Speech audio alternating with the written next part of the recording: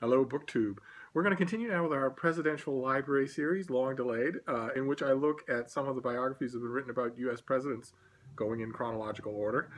We're now up to the third president of the United States, Thomas Jefferson, which means we're still thick in founding father territory.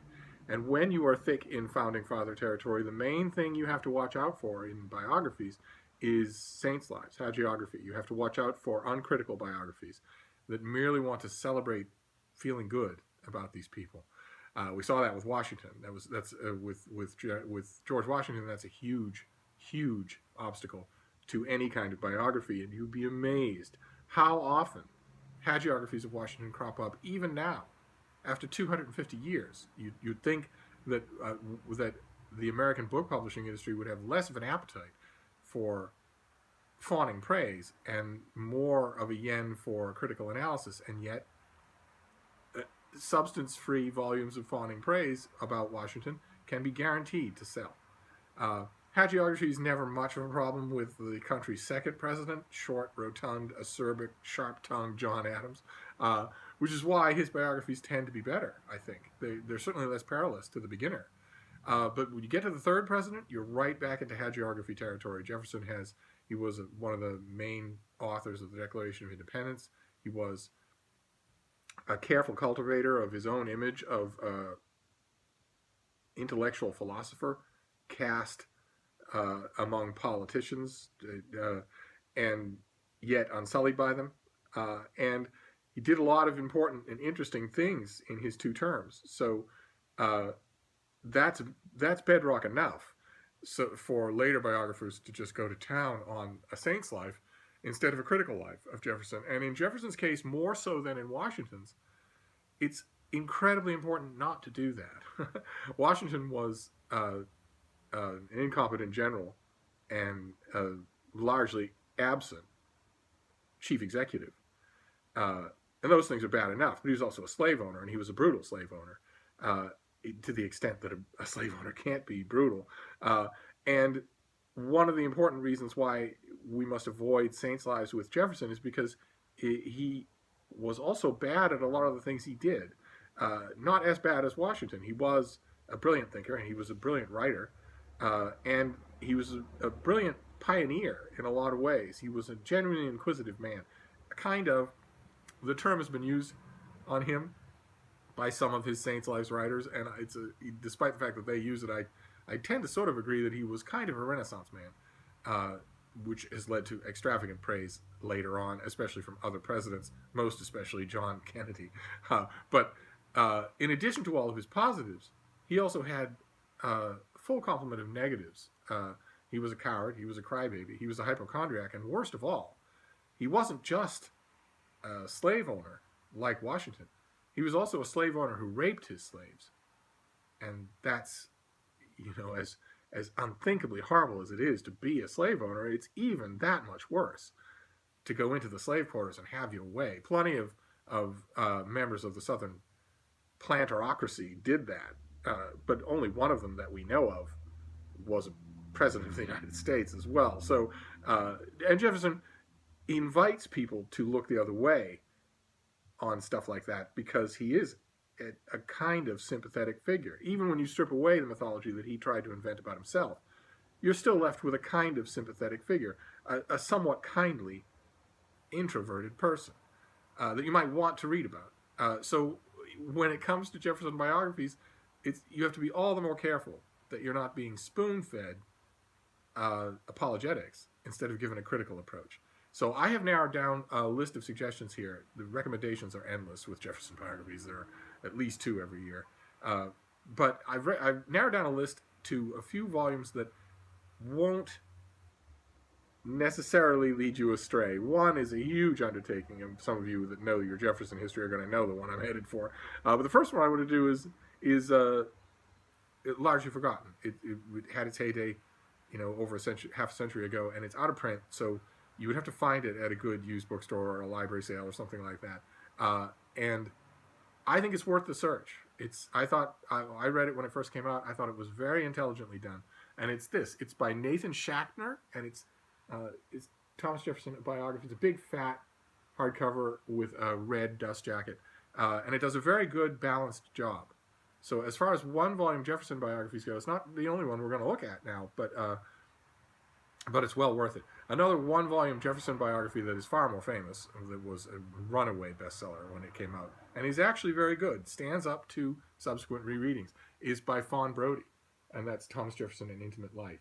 This is the book that really goes into depth on Jefferson's relationship with his slave Sally Heming, and a whole bunch of his other slaves as well. And it's I'm not going to say that's the only reason to read the book, because it's actually very good.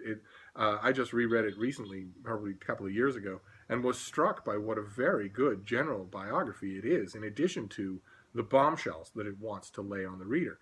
So I actually do highly recommend it. I didn't check before this video to see, but I wouldn't be surprised at all if Fawn Brodie's Thomas Jefferson is still in print, despite the fact that it's decades old, and those things tend not to stay in print. I'd be willing to bet that it is, and even if it isn't, the Schachner book is one thing, but Fawn Brodie's Thomas Jefferson book you can find anywhere. Virtually any used book outlet of any kind, online or in person, is going to have a copy, and it's worth your time. Now, another thing I want to show you that's worth your time is, unfortunately, a lot of your time, because Jefferson attracted, like Washington, he attracted the attentions of a scholar who decided to make him a life's work, and that scholar was Dumas Malone, who came out with a 6-volume biography of Jefferson. You will sometimes see these at used bookstores. Like, for instance, right now, at my beloved Brattle Bookshop here in Boston, out on the sale carts for $1, $3, and $5, there's not one but 2 complete sets of Dumas Malone.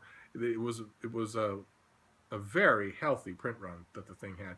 Not only the complete set in these nice matching volumes, but also the individual volumes as they came out, including, I think the one that did the best was the last one, The Sage of Monticello.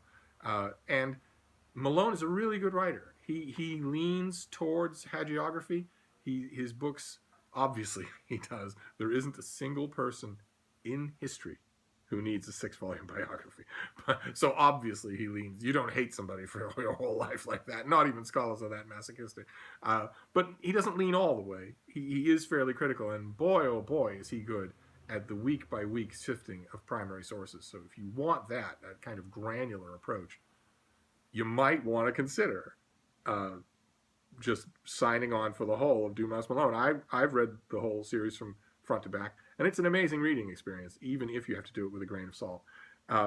And then the last recommendation I want to make is by far the most recent, and it also will be everywhere. It's in every bookstore. It's still in print, and you'll find it in used bookstores too. And I wasn't expecting to like it. I was expecting that it would be very light, that it would be sort of country club, collegial, back-padding for biography. I wasn't expecting it to have any kind of critical bite, and I should have known better.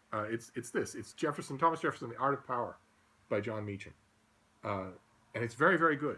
As a modern one-volume biography of Jefferson, it will serve you very well, which isn't always the case with the big, glitzy, high-profile releases of new biographies. That isn't always the case. Some of them fall flat.